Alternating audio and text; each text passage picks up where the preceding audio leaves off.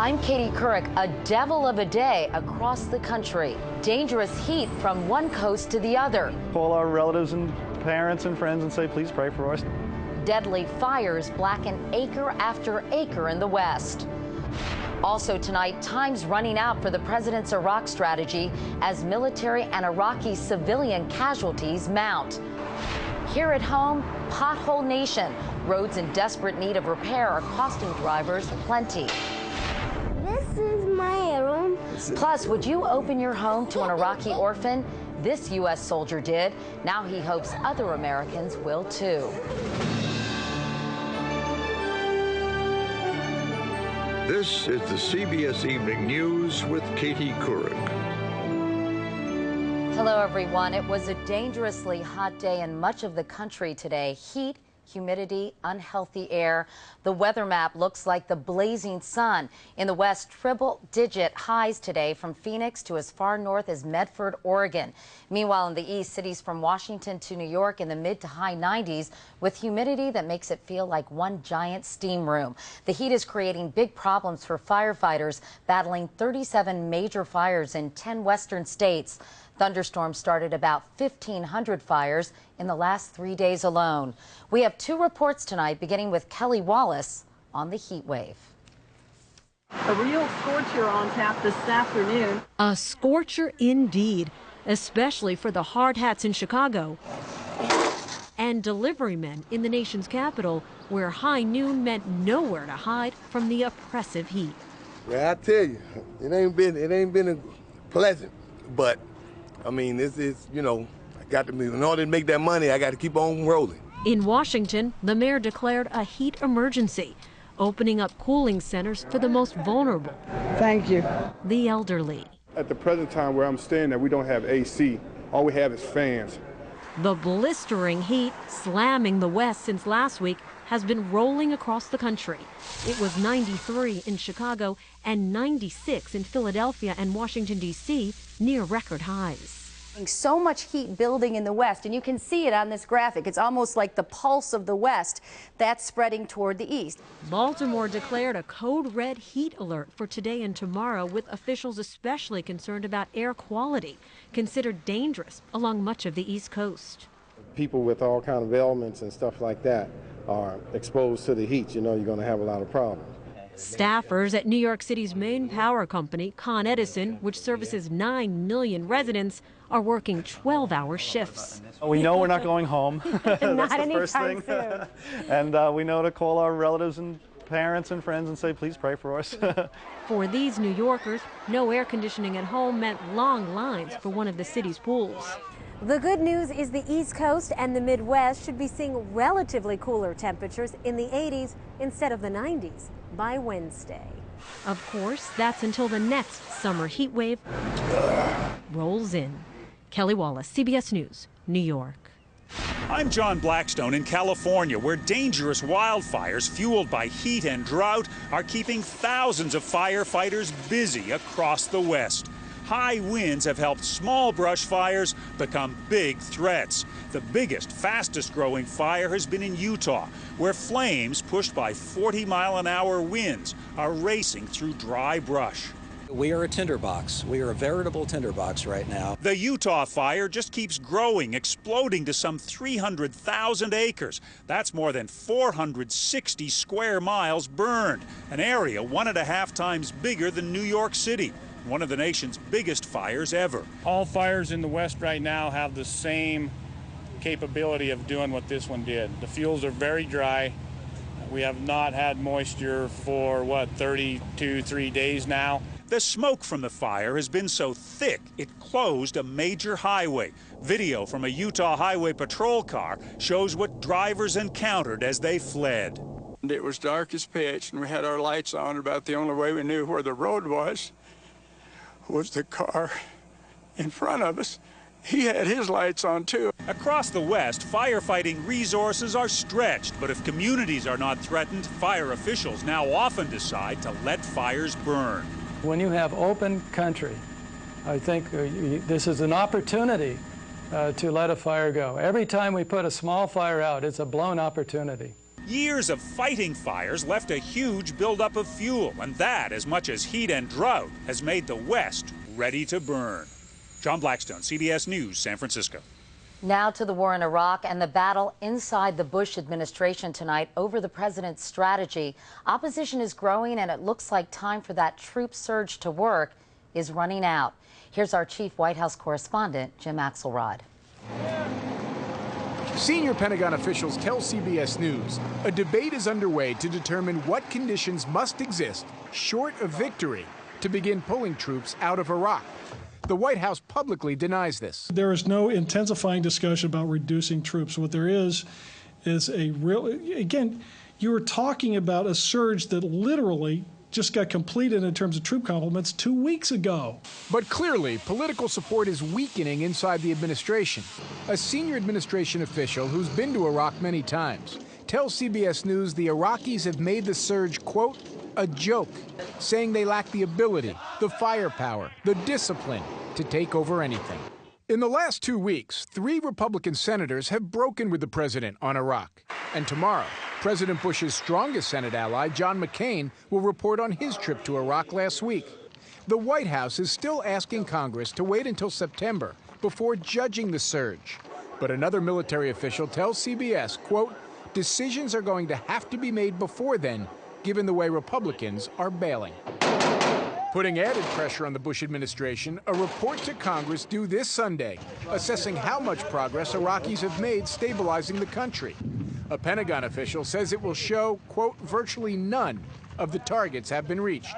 The administration is trying to downplay the significance of the report, but fellow Republicans aren't buying, noting cabinet members are staying close to home to prepare for it. If they're going to downplay it, why did Secretary Gates cancel his trip, Secretary of State cancel her trip? Figure it out. On top of that, the Army is expected to announce tomorrow that it missed its recruiting goal in June by 1,400 recruits. June's usually a big month for recruiting because you have all those high school graduates out looking for a job. Katie? Jim, let's talk about another potential problem for the president, executive privilege. Today he invoked it to try to keep former White House counsel Harriet Miers and one-time political director Sarah Taylor from testifying about the firing of those U.S. attorneys. What's the rationale for invoking executive privilege, and what do you think the ramifications will be? This is a debate all about whether the president's deliberations with staff are protected communication. Congress wants to know who told them what about the U.S. attorney firings. The White House says it doesn't have to provide anything. But, Katie, let's be clear. The number one concern here at the White House right now is diminished political support for the war in Iraq. Jim Axelrod at the White House. Jim, thank you. One aspect of the Iraq war that doesn't get much coverage is the number of Iraqi civilians who have been killed there. For most of this year, they have been dying at a rate of about 100 every day. And today, the violence continued. At least 38 civilians were killed by bombs and bullets in Baghdad alone. 60 were killed yesterday, following a devastating suicide bombing in northern Iraq on Saturday. With more on the startling and disturbing numbers, here's David Martin. According to U.S. military figures, 170 people died in that weekend truck bombing of a small town in northern Iraq. That would make it the worst civilian death toll of the entire war. Civilian casualties are just one measure of chaos in Iraq. But for Michael O'Hanlon, who publishes an index of war-related statistics for the Brookings Institution, it's the key. Civilian fatalities really is the crux of the matter, because Iraq is very violent, and if it doesn't get less violent, you can't see the economy improve, you can't see political confidence grow, you can't see these hatreds diminish. U.S. military officers say civilian casualties were starting to come down by 46% in June, although the military will not release the actual numbers because they can't be verified. But all it takes is one horrific bombing like this weekend's to reverse the trend. There are heated disputes over exactly how many Iraqis have died. Colin Kahl has tried to make sense of the competing estimates. I would put the best guess at somewhere between 75 and 100,000, but it could be higher. But there is one estimate that puts Iraqi civilian casualties at more than 650,000. That would eclipse Vietnam, the last time the U.S. fought a counterinsurgency war. By the most conservative estimate, 500,000 South Vietnamese civilians were killed in the last 8 years of that war, compared to the first 5 of Iraq. I think that the Iraq War is one of the most horrific civil wars in recent memory. It's certainly in its degree of brutality.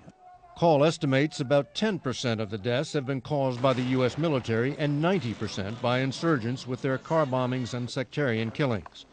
But, says Call, the U.S. cannot escape blame for any of it. The degree to which our occupation was mishandled or not competently handled, and that set in motion a chain of events that has contributed to the volatility and instability that we see today, claiming thousands of Iraqi lives. We have some deeper responsibility for that. History will judge whether Iraq is as brutal a war as Vietnam, but the bottom line is the same. In both wars, the U.S. failed to protect the population. David Martin, CBS News, the Pentagon. And there's more CBS News ahead, including one soldier's battle to get fellow Americans to adopt Iraqi orphans. But up next, the highway hazards that are taking a heavy toll on your wallet.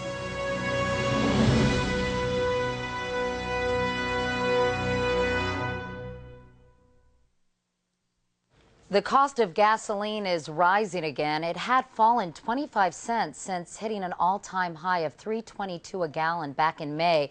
But today, the Energy Department reported prices are up 2 cents in the past week to a nationwide average of $2.98 a gallon. Despite rising gas prices, Americans are driving more than ever. In 15 years, the amount of traffic on our highways has increased nearly 40%. And those roads are taking a real beating. It's estimated that about a third of our major highways are in poor or mediocre condition. Transportation correspondent Nancy Cordes reports tonight it is all about money as we begin a special series, The Road Ahead. Nobody knows the nation's highways better than Phil Gould. I've been driving trucks professionally for 42 years. But he doesn't enjoy the open road the way he used to. Have the conditions of the interstates declined since you started driving on them? Yes, they have. They were beautiful. But now they're, for the most part, they're in need of repair. Weather damage, salt damage, cracks and potholes. Typically, when you see potholes, it's a sign that the actual structure of the road has significant problems, and that's really just a symptom of those problems. In San Jose, he says, 66% of the roads have substandard pavement quality. At 65%, LA is almost as bad. Those California cities top the list of the 10 metropolitan areas with the roughest roads, as measured by vans like this one, equipped with special lasers on the bumper, which send roughness readings to a computer inside. If it's close to 200, you know you're bad. This van patrols Pennsylvania. They used to call this Pothole Sylvania. Which is also where we caught up with Phil. Oh, there's one. That's actually not so bad. That's a repair. That's not so bad. We have such a backlog of just maintenance problems. Alan Beeler is Pennsylvania's Secretary of Transportation. He says his budget to maintain and fix the 40,000 miles of state-owned roads is short by $1.9 billion per year. Would you call it a crisis? We would call it a crisis that has happened many years ago. All those rough rides end up being rough on your wallet. It's estimated driving on roads in need of repair costs the average American $333 a year, almost $400 for urban motorists. For ruined tires, wheels out of alignment, and worn suspensions. So why are road repairs stuck in a rut? Well, the cost of materials used to fix pavements has shot up 33% in the past 3 years. And the 18.4 cents per gallon gas tax, which helps fund highway repairs, hasn't been raised in 14 years. Some states are coming up with creative funding solutions. Indiana is leasing its turnpike to a private company. At least 6 states use or plan to use so-called hot lanes, which charge motorists to drive in congestion-free lanes. Another half dozen have put in place variable state gas taxes that rise with inflation. Anything needs to be maintained. Nothing lasts forever. These days, Phil spends most of his time training new truckers, teaching them how to handle the bumps and skids that increasingly come with the territory. Nancy Cordes, CBS News, Harrisburg, Pennsylvania. And tomorrow night, we'll show you what's being done to reduce the number of car accidents involving teenagers as we continue our series, the road ahead. In other news tonight, the head of the National Hurricane Center was swept out today after a staff rebellion. Bill Proenza came under fire after he accused the federal government of shortchanging the center. Then last week, dozens of staff members called for him to be fired, claiming he damaged the public's confidence in their forecasts. Deputy Director Ed Rappaport will take over the Hurricane Center for now. There's more CBS News ahead. In medical news tonight, the FDA has approved the first skin patch to treat Alzheimer's disease. The patch, made by Novartis, delivers the drug Exelon, used to treat mild to moderate dementia. Exelon is already available in capsule form, but Novartis says the skin patch will provide a continuous dose of the drug throughout the day. And could smoking actually have a health benefit? UCLA researchers are reporting tonight that smokers are less likely to develop Parkinson's disease than non-smokers. One theory is that the carbon monoxide in tobacco may help produce dopamine in the brain. Dopamine helps muscles work properly. Finally tonight, a follow-up to our reports here on the CBS Evening News about the rescue of 24 Iraqi orphans found living in horrifying conditions. The pictures touched many Americans, no one more than a major in the Wisconsin National Guard. You see, 4 years ago, he adopted an Iraqi boy who would have ended up in that very orphanage. Now he's trying to find homes in the U.S. for these other boys with special needs. Here's Lara Logan. From the moment they met 4 years ago in a Baghdad orphanage, this little Iraqi boy reached out to Major Scott Southworth and chose him to be his dad. Outstanding. What neither of them could have known then was that by bringing Allah to the U.S. and adopting him, Scott would save him from this. These emaciated boys were found by U.S. and Iraqi soldiers at the very same government-run orphanage for special needs children that Allah would have been living in had his dad not intervened. That's an unspeakable. I have a difficult time even thinking of that possibility. But it is what I believe would have happened to Allah. But Allah, I love him as my son, and I would die for him. Many of the boys were near death when they were rescued last month by U.S. soldiers. Tied up, naked, starving and covered in flies, while brand new clothes and tins of food stood unopened in rooms just down the hallway. When the story first aired on CBS News, Scott was shocked to find he knew some of the boys from his deployment in 2003. He and 15 other soldiers from his unit had volunteered at a Baghdad orphanage for 10 months. That's where he met little Allah, the boy he just couldn't leave behind. Now Scott is trying to perform the same miracle for the others and bring all 24 of them to the U.S. He's distressed by the change in boys he remembers well, like Nashwan Mary, seen here as he was 4 years ago. This is Nashwan today, after his ordeal. Barely a shadow of that smiling, healthy little boy remains. Being upset just isn't enough. Sympathy just isn't enough. These kids need action, and we are in a position where we know these children, we know what can happen here in the United States if they're brought here, and we're going to do something about it. Nice step, just like before. This is what can happen for special needs boys like Allah, who suffer from cerebral palsy. Come on. You're a tough guy. We do 2 more minutes? 2 more minutes. High-tech individual care that simply doesn't exist in war-torn Iraq today. Right now, the Iraqi government is struggling to maintain security and establish stability. And when they're trying to do that, resources for orphanages are certainly going to be limited. Hello. Allah, we've been waiting for you a long time. Scott has turned to Wisconsin's Lieutenant Governor Barbara Lawton for help. It's a monumental task that requires the backing of both the U.S. and Iraqi governments. This is my bathroom. As well as Americans willing to open their homes to these special needs boys, the way Scott has opened his home and his heart to Allah. Allah has been very privileged to be in the position that he is in. And the Iraqi orphans who are there now deserve the same kind of a commitment from the people of the United States. Scott believes the difference between life in Iraq and the U.S. for children like Allah is the difference between just existing and having a real life. I love you. I know, I love you too. Lara Logan, CBS News, Baghdad.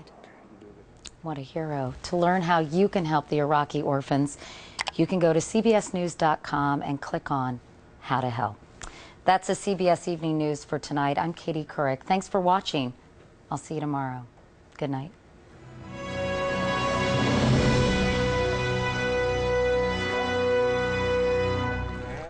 CBS News. Experience you can trust.